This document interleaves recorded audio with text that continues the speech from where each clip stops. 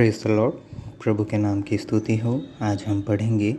लेवीय व्यवस्था 16वां अध्याय। जब हारून के दो पुत्र यहोवा के सामने समीप जाकर मर गए, उसके बाद यहोवा ने मूसा से बातें की और यहोवा ने मूसा से कहा, अपने भाई हारून से कह कि संदूक के ऊपर के प्रायश्चित वाले ढकने के आगे बीच वाले पर्दे के अंदर पवित्र स्थान में हर समय न प्रवेश करे, नहीं तो मर जाएगा। क्योंकि मैं प्रायश्चित वाले ढकने के ऊपर बादल में दिखाई दूंगा, और जब हारून पवित्र स्थान में प्रवेश करे तब इस रीति से प्रवेश करे, अर्थात पाप बलि के लिए एक बछड़े को और होम बलि के लिए एक मेढ़े को लेकर आए।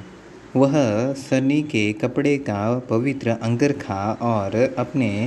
तन पर सनी के कपड़े की जांघिया पहने हुए और सनी के कपड़े का कटिबंध और सनी के कपड़े की पगड़ी भी बांधे हुए प्रवेश करे। ये पवित्र वस्त्र है और वह जल से स्नान करके इन्हें पहने। फिर वह इज़राइलियों की मंडली के पास से पाप बलि के लिए 2 बकरे और होम बलि के लिए एक मेढ़ा ले, और हारून उस पाप बलि के बछड़े को जो उसी के लिए होगा चढ़ाकर अपने और अपने घराने के लिए प्रायश्चित करे, और उन दोनों बकरों को लेकर मिलाप वाले तंबू के द्वार पर यहोवा के सामने खड़ा करे, और हारून दोनों बकरों पर चिट्ठियाँ डाले, एक चिट्ठी यहोवा के लिए और दूसरी अजाजेल के लिए हो। और जिस बकरे पर यहोवा के नाम की चिट्ठी निकले उसको हारून पाप बलि के लिए चढ़ाए, अर्थात जिस बकरे पर अजाजेल के लिए चिट्ठी निकले वह यहोवा के सामने जीवता खड़ा किया जाए कि उस से प्रायश्चित किया जाए, और वह अजाजेल के लिए जंगल में छोड़ा जाए। और हारून उस पाप बलि के बछड़े को जो उसी के लिए होगा समीप ले आए,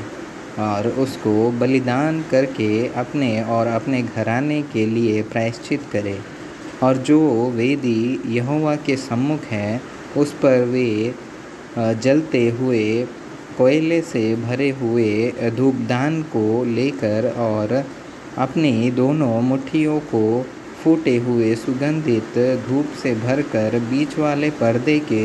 भीतर ले आकर उस धूप को यहोवा के सम्मुख आग में डाले, जिससे धूप का धुआं साक्षी पत्र के ऊपर के प्रायश्चित के ढकने के ऊपर छा जाए, नहीं तो वह मर जाएगा। तब वह बछड़े के लहू में से कुछ लेकर पूरब की ओर प्रायश्चित के ढकने के ऊपर अपनी उंगली से छिड़के, और फिर उस लहू में से कुछ उंगली के द्वारा उस ढकने के सामने भी 7 बार छिड़क दे। और फिर वह उस पाप बलि के बकरे को जो साधारण जनता के लिए होगा बलिदान करके उसके लोहू को बीच वाले पर्दे के भीतर ले आए, और जिस प्रकार बछड़े के लोहू से उसने किया था ठीक वैसा ही वह बकरे के लोहू से भी करे, अर्थात उसको प्रायश्चित के ढकने के ऊपर और उसके सामने छिड़के। और वह इज़राइलियों की भांति भांति की अशुद्धता और अपराधों और उनके सब पापों के कारण पवित्र स्थान के लिए प्रायश्चित करे, और मिलाप वाला तंबू जो उनके संग उनकी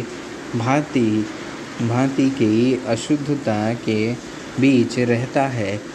उसके लिए भी वह वैसा ही करे। और जब हारून प्रायश्चित करने के लिए पवित्र स्थान में प्रवेश करे, तब से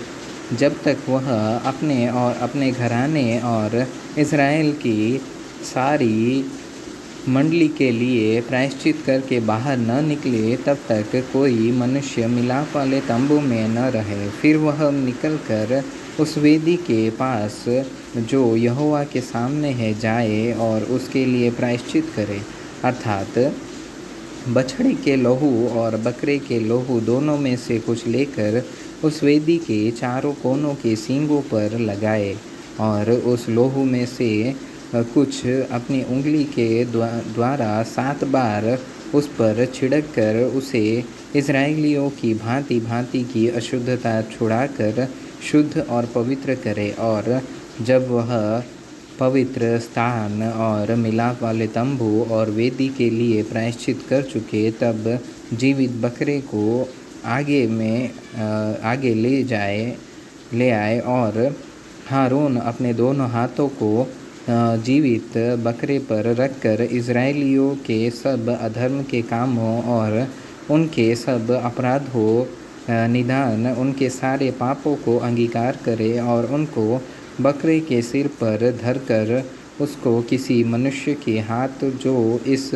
काम के लिए तैयार हो जंगल में भेज के छुड़वा दे। और वह बकरा उनके सब अधर्म के कामों को अपने ऊपर लादे हुए किसी निराले देश में उठा ले जाएगा। इसलिए वह मनुष्य उस बकरे को जंगल में छोड़ दे। तब हारून मिलाप वाले तंबू में आए और जिस सनी के वस्त्रों को पहने हुए उसने पवित्र स्थान में प्रवेश किया था, उन्हें उतार कर वहीं पर रख दे। फिर वह किसी पवित्र स्थान में जल से स्नान कर अपने निज वस्त्र पहन ले और बाहर जाकर अपने होम बलि और साधारण जनता के होम बलि को चढ़ाकर अपने और जनता के लिए प्रायश्चित करे और पाप बलि की चर्बी को वह वेदी पर जलाए। और जो बकरे को अजाजेल के लिए छोड़कर आए, वह भी अपने वस्त्रों को धोए और जल से स्नान करे। और जब वह छावनी में प्रवेश करे और पाप बलि का बछड़ा और पाप बलि का बकरा भी उनका लहू पवित्र स्थान में प्रायश्चित करने के लिए पहुँचाया जाए, वे दोनों छावनी से बाहर पहुँचाए जाए और उनका चमड़ा, मांस और गोबर आग में जला दिया जाए। और जो उनको जलाए वह अपने वस्त्रों को धोए और जल से स्नान करे और उसके बाद वह छावनी में प्रवेश करने पाए। और तुम लोगों के लिए यह सदा की विधि होगी कि 7वें महीने के 10वें दिन को तुम अपने अपने जीव को दुख देना। और उस दिन कोई, चाहे वह तुम्हारे निज देश का ही हो, चाहे तुम्हारे बीच रहने वाला कोई परदेशी हो, कोई भी किसी प्रकार का कामकाज न करे, क्योंकि उस दिन तुम्हें शुद्ध करने के लिए तुम्हारे निमित्त प्रायश्चित किया जाएगा और तुम अपने सब पापों से यहोवा के सम्मुख पवित्र ठहरोगे। यह तुम्हारे लिए परम विश्राम का दिन ठहरे और तुम उस दिन अपने अपने जीव को दुख देना। यह सदा की विधि है।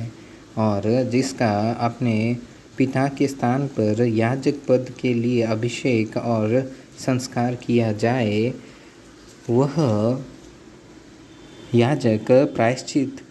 किया करे, अर्थात वह सनी के पवित्र वस्त्रों को पहनकर पवित्र स्थान और मिलाप वाले तंबू और वेदी के लिए प्रायश्चित करे और याजकों के और मंडली के सब लोगों के लिए भी प्रायश्चित करे। और यह तुम्हारे लिए सदा की विधि होगी